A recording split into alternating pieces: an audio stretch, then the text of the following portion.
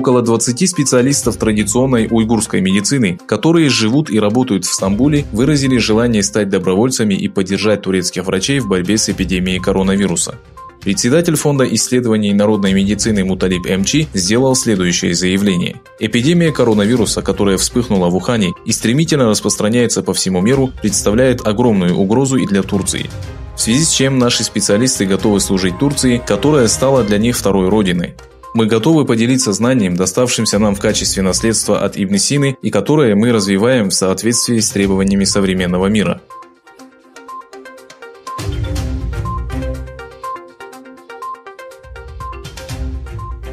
Несмотря на то, что прошло немало времени с тех пор, как китайское правительство объявило об отмене принудительного труда в сельских районах Восточного Туркестана, данная практика продолжается в разных формах под разными названиями. Вопрос трудовой эксплуатации жителей Восточного Туркестана стал повесткой дня, начиная с 2017 года, когда Пекин начал произвольные аресты и направил свыше 3 миллионов уйгуров, казахов и других тюрков в лагеря перевоспитания. В международных средствах массовой информации появилось много новостей о том, что людей, находящихся в концентрационных лагерях, заставляли работать на фабриках, построенных рядом с карательными учреждениями.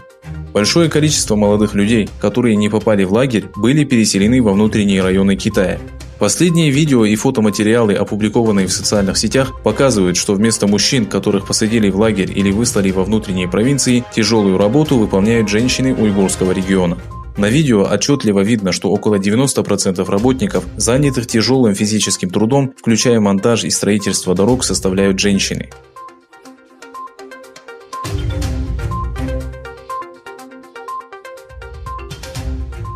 В социальной сети Twitter наблюдается рост публикаций, которые содержат ненависть по отношению к Китаю. Президент США Дональд Трамп, активно использующий Twitter, настоятельно советует называть коронавирус китайским или уханьским вирусом. И это не единственный случай обвинения Китая в распространении вируса. В связи с ростом количества инфицированных в США и особенно в Нью-Йорке, в социальных сетях наблюдается значительный рост злобных высказываний в адрес Китая. Согласно отчету Израильского статистического агентства, количество негативных высказываний в адрес китайцев в Твиттере выросло на 900%. Многие пользователи используют хэштеги China Lied People Died, China Virus и Kung Flu. В отчете израильского агентства также подчеркивается, что посещаемость сайтов и постов, ориентированных на Азию, выросла на 200%.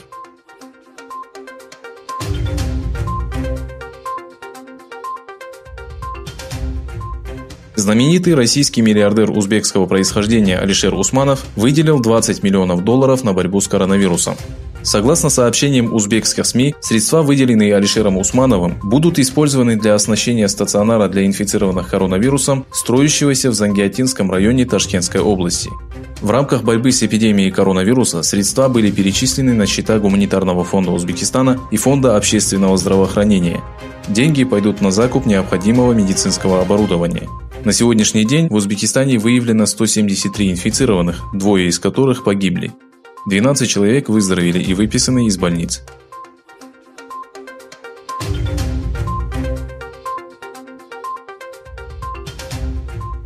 Президент США Дональд Трамп сообщил, что располагает информацией относительно того, что Иран планирует нападение на американские войска в Ираке.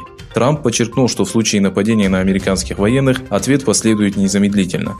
Президент США опубликовал в Твиттере следующее заявление. Согласно имеющейся информации, Иран или военные формирования, подконтрольные Тегерану, планируют атаку на американских солдат в Ираке. Если они пойдут на такой шаг, то им придется за это жестоко поплатиться. Трамп не озвучил подробности информации, полученной от разведки.